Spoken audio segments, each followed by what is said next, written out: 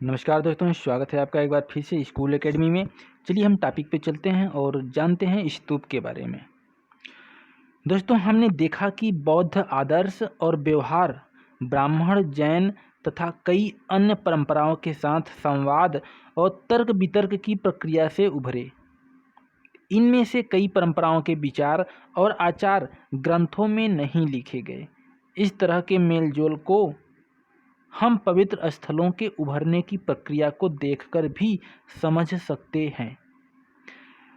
बहुत प्राचीन काल से ही लोग कुछ जगहों को पवित्र मानते थे।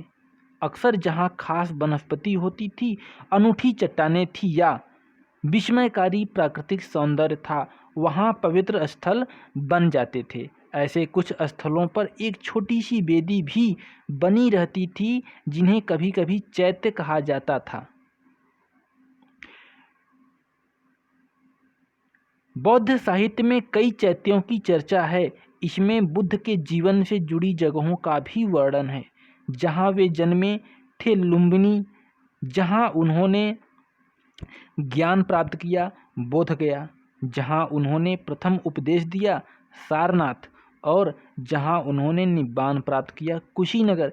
धीरे धीरे ये सारी जगहें पवित्र स्थल बन गई। हमें यह मालूम है कि बुद्ध के समय से लगभग 200 वर्षों बाद अशोक ने लुम्बिनी की अपनी यात्रा की याद में एक स्तंभ बनवाया। दोस्तों, शवदाह के बाद शरीर के कुछ अवशेष टीलों पर सुरक्षित रख दिए जाते थे। अंतिम संस्कार से जुड़े ये टीले चैत्य के रूप में जाने गए। मानचित्र एक महत्वपूर्ण बौद्ध स्थल दिए गए हैं, इसे आप ध्यान से देख लीजिए। लुम्बिनी, श्रावस्ती, कुशीनगर बराबर, बोधगया, सारनाथ, बरहुत, सांची, अजंता, नासिक, जुन्नार, कार्ले, नागार्जुन कोंडा, अमरावती, ये सब कुछ महत्वपूर्ण बौद्ध पुरा स्थल हैं। यहीं से बौद्ध के होने के बारे में साक्ष्य हमें प्राप्त होते हैं। स्तूप क्यों बनाए जाते थे? चलिए सबसे पहले हम बॉक्स में देख लेते हैं, फिर हेडिंग पे आते हैं।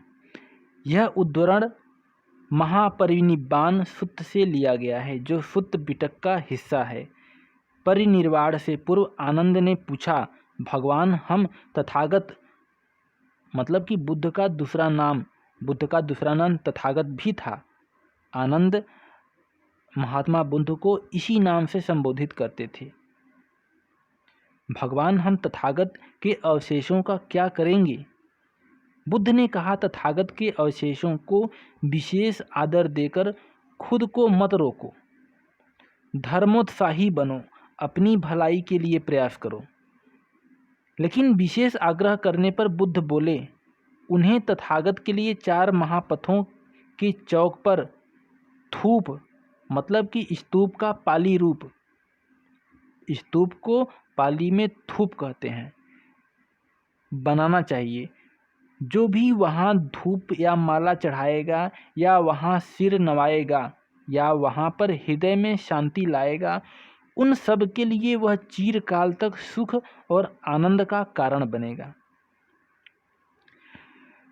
चलिए अब टॉपिक पे चलते हैं। स्तूप क्यों बनाए जाते थे? ऐसी कई अन्य जगहें थी जिन्हें पवित्र माना जाता था। इन जगहों पर बुद्ध से जुड़े कुछ अवशेष, जैसे उनकी अस्थियां या उनके द्वारा प्रयुक्त सामान गाड़ दिए गए थे। इन टीलों को स्तूप कहते थे। स्तूप बनाने की परंपरा बुद्ध से पहले की रही होगी, लेकिन वह बौद्ध धर्म से जुड़ गई, क्योंकि उनमें ऐसे अवशेष रहते थे जिन्हें पवित्र समझा जाता था। इसलिए समूचे स्तूप को ही बुद्ध और बौद्ध धर्म के प्रतीक के रूप में प्रतिष्ठा मिली। अशोकावदान नामक एक बौद्ध ग्रंथ के अनुसार अशोक ने बुद्ध के अवशेषों के हिस्से हर महत्वपूर्ण शहर में बांटकर उनके ऊपर स्तूप बनाने का आदेश दिया। ईसा पूर्व दूसरी तक भरहुत, सांची और सारनाथ जैसी जगहों पर स्तूप बनाए जा चुके थे। एक बार पुनः पढ़ते हैं। ईसा पूर्व दूसरी सदी तक भरहूत, सांची और सारनाथ जैसी जगहों पर स्तूप बनाए जा चुके थे। स्तूप कैसे बनाए गए? स्तूपों की वेदिकाओं और स्तंभों पर मिले अभिलेखों से उन्हें बनाने और सजाने के लिए दिए गए दान का पता चलता है। कुछ दान राजाओं के द्वारा दिए गए थे, जैसे सातवाहन वंश के राजा, तो कुछ दान शिल्पकारों और व्यापारियों की श्रेणियों द्वारा दिए गए। उदाहरण के लिए सांची के एक तोरण द्वार का हिस्सा हाथी दांत का काम करने वाले शिल्पकारों के दान से बनाया गया था। सैकड़ों महिलाओं और पुरुषों ने दान के अभिलेखों में अपना नाम बताया है। कभी कभी वे अपने गांव या शहर का नाम बताते हैं और कभी कभी अपना पेशा और रिश्तेदारों के नाम भी बताते हैं।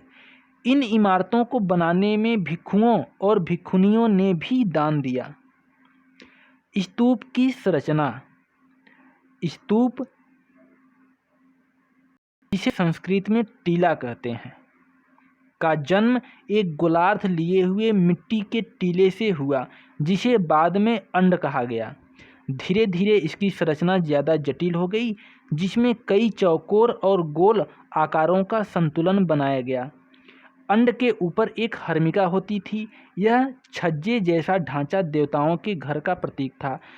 हर्मिका से एक मस्तूल निकलता था, जिसे यष्टि कहते थे, जिस पर अक्सर एक छतरी लगी होती थी। टीले के चारों ओर एक वेदिका होती थी, जो पवित्र स्थल को सामान्य दुनिया से अलग करती थी। सांची और भरहूत के प्रारंभिक स्तूप बिना अलंकरण के हैं, सिवाय इसके कि उनमें पत्थर की वेदिकाएं और तोरण द्वार हैं। ये पत्थर की वेदिकाएं किसी बांस के या काठ के घेरे के समान थी और चारों दिशाओं में खड़े तोरण द्वार पर खूब नक्काशी की गई थी। उपासक पूर्वी तोरण द्वार से प्रवेश करके टीले की दाईं तरफ रखते हुए दक्षिणावर्त परिक्रमा करते थे, मानो वे आकाश में सूर्य के पथ का अनुकरण कर रहे हों। बाद में स्तूप के टीले पर भी अलंकरण और नक्काशी की जाने लगी। अमरावती और पेशावर में शाहजी की ढेरी में स्तूपों में ताख और मूर्तियां उत्कीर्ण करने की कला के काफ़ी उदाहरण मिलते हैं।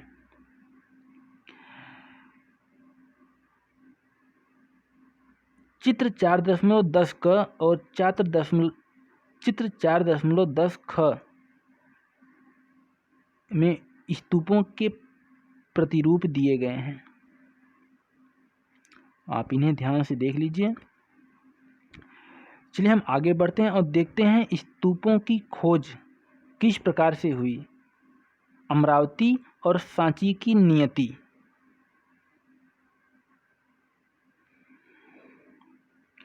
जैसा कि हमने देखा, हर स्तूप का अपना इतिहास है। कुछ इतिहास हमें बताते हैं कि वे कैसे बने, साथ साथ इनकी खोज का भी इतिहास है। अब हम इनकी खोज के इतिहास पर एक नज़र डालें। 1996 में एक स्थानीय राजा को जो मंदिर बनाना चाहते थे, अचानक अमरावती के स्तूप के अवशेष मिल गए। उन्होंने उसके पत्थरों के इस्तेमाल करने का निश्चय किया। उन्हें ऐसा लगा कि इस छोटी सी पहाड़ी में संभवतः कोई खजाना छुपा हो। कुछ वर्षों बाद कालीन मैकेंजी नामक एक अंग्रेज अधिकारी इस इलाके से गुजरे। हालांकि उन्होंने कई मूर्तियां पाईं और उनका विस्तृत चित्रांकन भी किया, लेकिन उनकी रिपोर्ट कभी छपी नहीं। 1854 में गुंटूर, जो कि आंध्र प्रदेश राज्य में स्थित है, के कमिश्नर ने अमरावती की यात्रा की। उन्होंने कई मूर्तियां और उत्कीर्ण पत्थर जमा किए और वे उन्हें मद्रास ले गए। इन्हें उनके नाम पर एलियंट संगमरमर के नाम से जाना जाता है। उन्होंने पश्चिमी तोरण द्वार को भी खोज निकाला और इस निष्कर्ष पर पहुँचे कि अमरावती का स्तूप बौद्धों का सबसे विशाल और शानदार स्तूप था। 1850 के दशक में अमरावती के उत्कीर्ण पत्थर अलग अलग जगहों पर ले जाए जा रहे थे। कुछ पत्थर कलकत्ता में एशियाटिक सोसाइटी ऑफ बंगाल पहुँचे, तो कुछ मद्रास में इंडिया ऑफिस, कुछ पत्थर लंदन तक पहुँच गए। कई अंग्रेज अधिकारियों के बागों में अमरावती की मूर्तियां पाना कोई असामान्य बात नहीं थी। वस्तुतः इस इलाके का हर नया अधिकारी यह कहकर कुछ मूर्तियां उठा ले जाता था कि उसके पहले के अधिकारी ने भी ऐसा किया है। पुरातत्ववेत्ता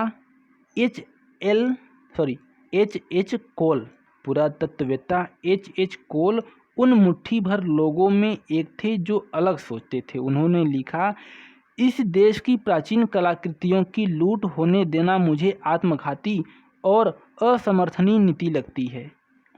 वे मानते थे कि संग्रहालयों में मूर्तियों की प्लास्टर प्रतिकृतियां रखी जानी चाहिए, जबकि असली कृतियां खोज की जगह पर ही रखी जानी चाहिए। दुर्भाग्य से कोल अधिकारियों को अमरावती पर इस बात के लिए राजी नहीं कर पाए, लेकिन खोज की जगह पर ही संरक्षण की बात को सांची के लिए मान लिया गया। सांची क्यों बच गया जबकि अमरावती नष्ट हो गया? शायद अमरावती की खोज थोड़ी पहले हो गई थी।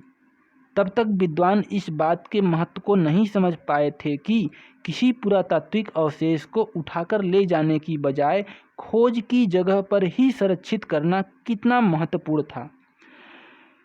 1818 में जब सांची की खोज हुई 1818 में जब सांची की खोज हुई, इसके 3 तोरण द्वार तब भी खड़े थे, चौथा वहीं पर गिरा हुआ था और टीला भी अच्छी हालत में था। तब भी यह सुझाव आया कि तोरण द्वारों को पेरिस या लंदन भेज दिया जाए। अंततः कई कारणों से सांची का स्तूप वहीं बना रहा और आज भी बना हुआ है, जबकि अमरावती का महाचैत्य अब सिर्फ एक छोटा सा टीला है जिसका सारा गौरव नष्ट हो चुका है। चित्र 4.11 सांची का पूर्वी तोरण द्वार, जिसकी सजीव मूर्तियों को आप देखिए।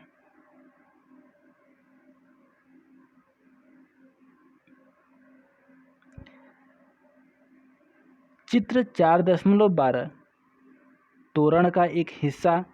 क्या आपको ऐसा लगता है कि सांची के तक्षक पटचित्र को खुलते हुए दर्शाना चाह रहे थे? कितना सुंदर लग रहा है। और यहाँ पर चित्र 4.13 उत्तरी तोरण द्वार का एक हिस्सा।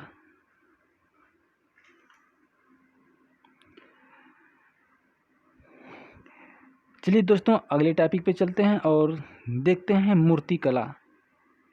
उस समय की मूर्ति कला के बारे में हमें इस टॉपिक को पढ़ने से जानकारी मिलेगी। हमने अभी अभी पढ़ा कि किस तरह से स्तूपों से मूर्तियों को यूरोप ले जाया गया। ऐसा इसलिए हुआ क्योंकि जिन लोगों ने मूर्तियों को देखा उन्हें ये खूबसूरत और मूल्यवान लगी, इसलिए वे उन्हें अपने लिए रखना चाहते थे। आइए हम इन मूर्तियों को ध्यान से देखें।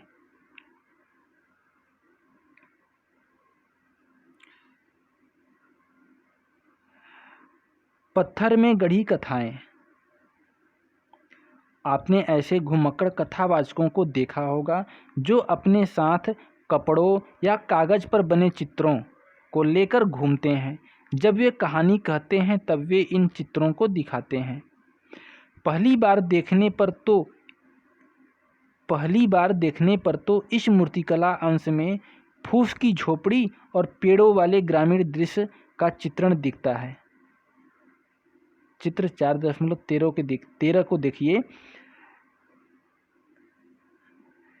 पहली बार देखने पर तो इस मूर्तिकला अंश में फूस की झोपड़ी और पेड़ों वाले ग्रामीण दृश्य का चित्रण दिखता है, परंतु वे कला इतिहासकार जिन्होंने सांची की इस मूर्तिकला का गहराई से अध्ययन किया है, इसे वेशांतर जातक से लिया गया एक दृश्य बताते हैं।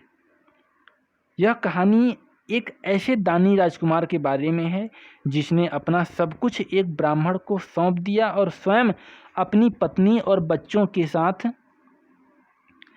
जंगल में रहने चला गया। यही चित्र है 4.13, इसे ध्यान से देखिए। जैसा कि इस उदाहरण से स्पष्ट है, अक्सर इतिहासकार किसी मूर्तिकला की व्याख्या लिखित साक्ष्यों के साथ तुलना के द्वारा करते हैं। उपासना के प्रतीक। सबसे पहले हम चित्रों पर नज़र डाल लेते हैं, इसके बाद हम टॉपिक पे आएंगे। चित्र 4.14 नीचे दाईं ओर बोधि वृक्ष की पूजा। चित्र में वृक्ष, आसन और उसके चारों ओर जन समुदाय के चित्रण पर ध्यान दीजिए। फिर चित्र 4.15 को देखिए। नीचे मध्य में स्तूप की पूजा किस प्रकार से हो रही है। फिर चित्र 4.16 को देखिए, जो कि नीचे बाईं ओर है। इसमें धर्म चक्र प्रवर्तन को दिखाया गया है।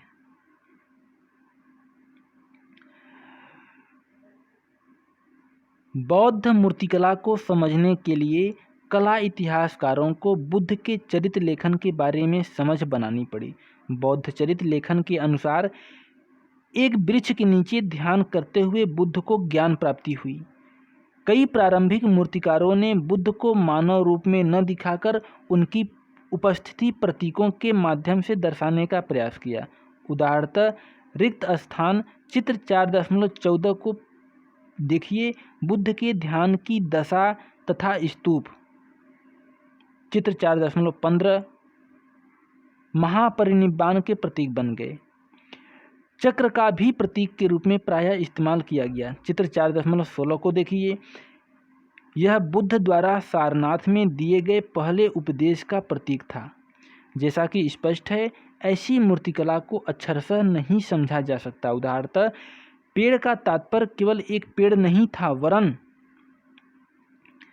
वह बुद्ध के जीवन की एक घटना का प्रतीक था।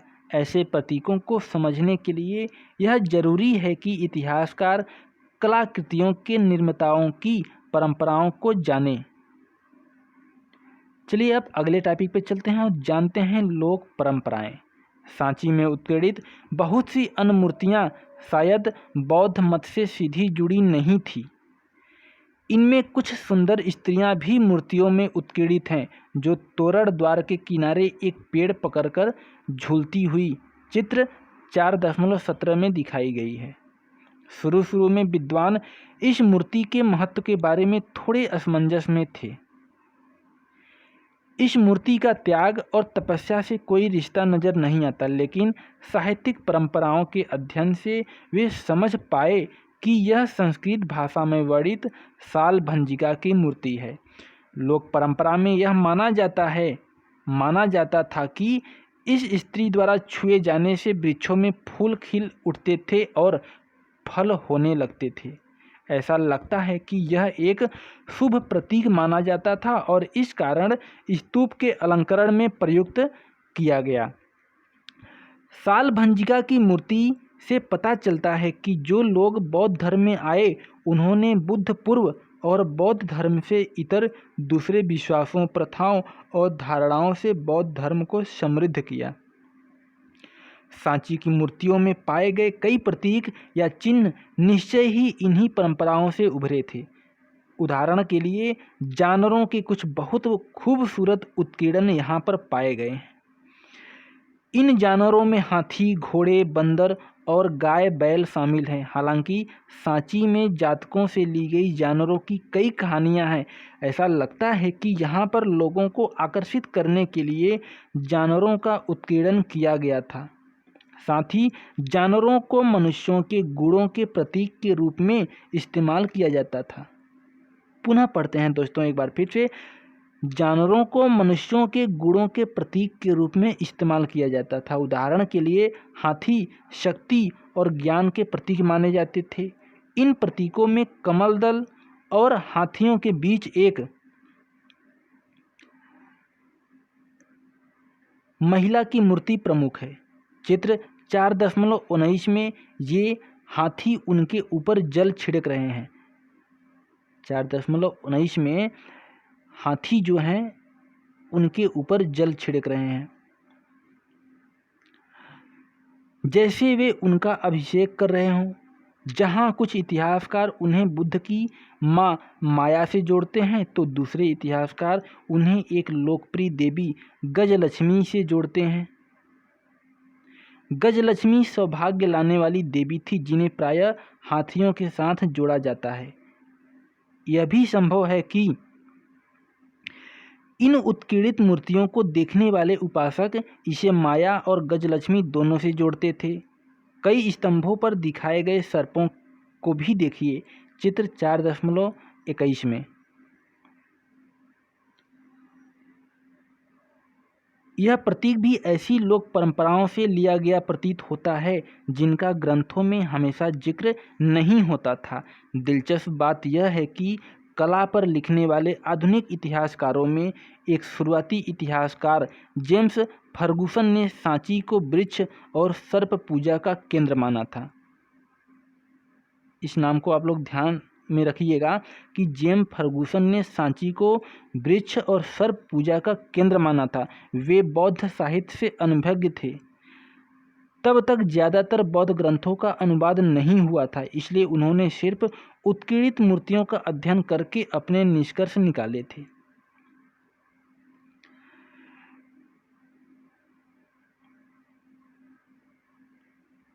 अतीत से प्राप्त चित्र। पत्थर की कलाकृतियां लंबे समय तक सुरक्षित बच जाती हैं, इसलिए इतिहासकारों को यह आसानी से उपलब्ध हो जाता है। लेकिन अतीत में चित्रकारी जैसे संप्रेषण के दूसरे माध्यम भी इस्तेमाल किए जाते थे।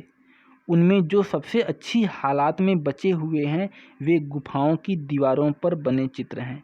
इनमें अजंता, महाराष्ट्र की अजंता की चित्रकारी काफ़ी प्रसिद्ध है।